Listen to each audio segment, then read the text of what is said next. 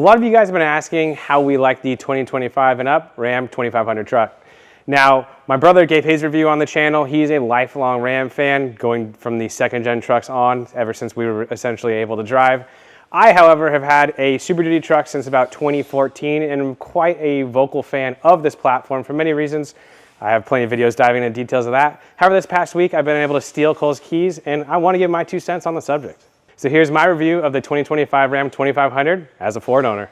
If you're familiar with the channel, you know I'm a very strong Ford proponent. I've had since 2014, 2011, 2014, 2018, 2021, and now 2023 Ford Super Duty.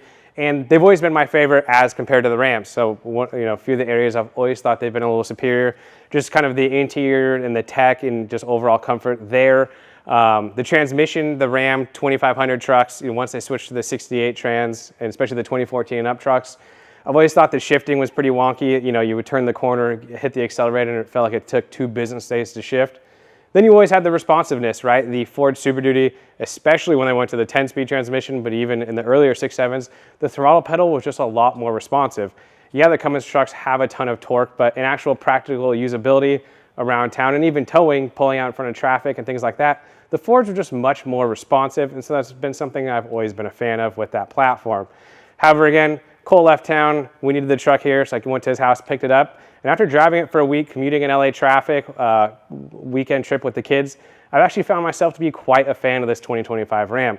So I'm trying to keep this as organized as possible. Overall, they look good. There's a lot of cool kind of character and flair to them when you see them in the person. The color match front end, it looks great.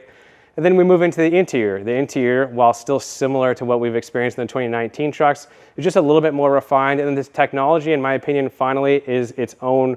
The actual head unit and center stack of this truck work very well. And it's, weird as we all are with our different desires and needs and whatever you want to call it, our idiosyncrasies.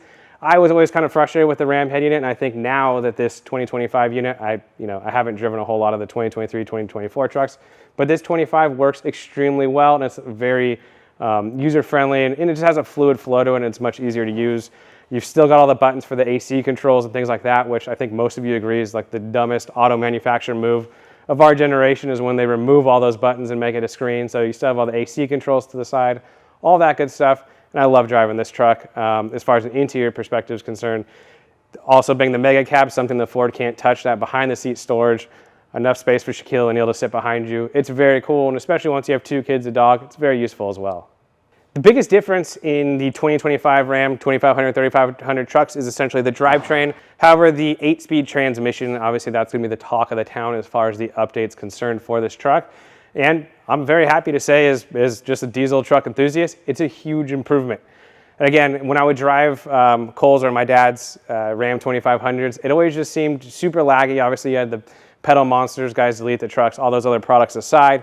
When you would drive the truck, again, it just took forever. There was a ton of lag. There was a delay with shifting.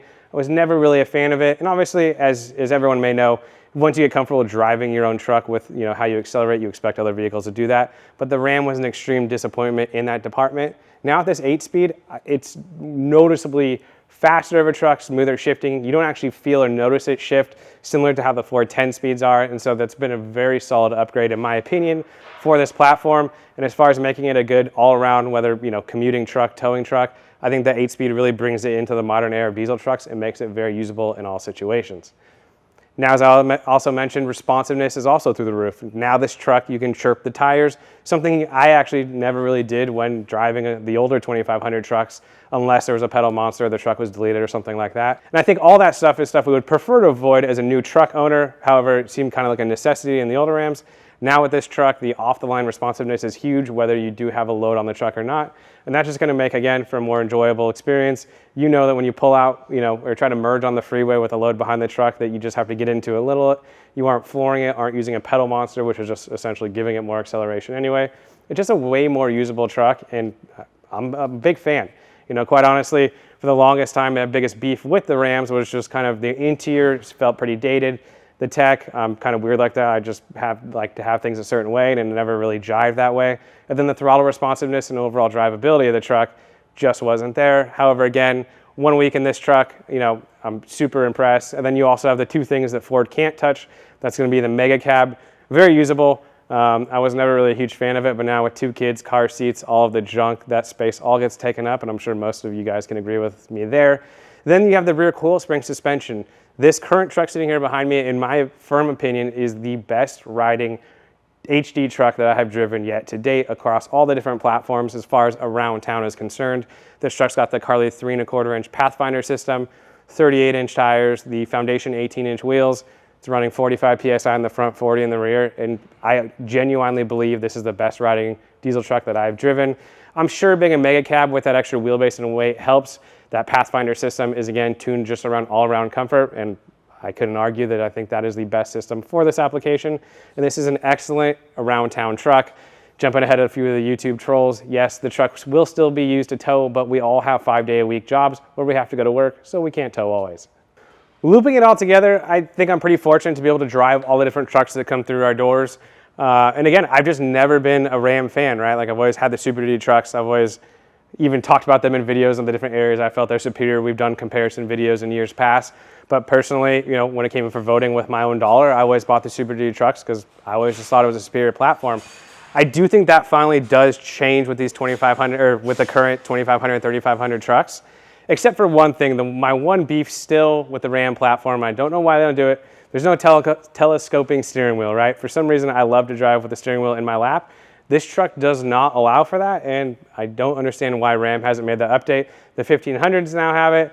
The 2500, 3500s don't. It'll always boggle my mind. This truck is a limited, so I don't think there's any other option box we forgot to check. It seems crazy. Beyond that, though, I think this really does bring these trucks into competition with the Ford Super Duty trucks at a better price point, right? Like this, I forget exactly what this truck costs behind me. However, you know, truck for truck, Lariat for Laramie, you can get a better deal with the Ram trucks. And before, I used to always argue, well, the Super Duty was, you know, in many ways a better platform. I think a lot of that's lost now with the 25 platform. Like, this truck drives well. The steering feels great. You know, they've got these updated adaptive boxes in the Ram trucks. A lot of people would argue that, you know, steering throws things out of whack, or the electronics would throw steering out of whack and things like that. That's not the case. All these modern vehicles have electronic steering and the like. And when those setups are, you know, applied properly by the manufacturers, it makes for a better driving experience. I think this truck behind me is a testament for that. I would absolutely daily drive this truck, and if I needed to swap trucks with Cole permanently, I would have no qualms about driving the new Ram 2500. Thanks for watching this video. We do get a lot of comments about this. You know, what do you think of the new Ram? I've even received some DMs in my personal DM, so I try to answer those as well. But, you know, guys just want to know, hey, I'm shopping for this truck. You guys drive a lot of them. You know, really with the new platforms, whether it be Ram or Ford or even the GM, all these trucks are nice. But there are a lot of small differences that sometimes aren't conveyed when you're test driving, so we try to answer those questions in our videos. Comment down below if you do have a specific question about the 25. We'll do our best to answer it, as long as it's something that we can answer.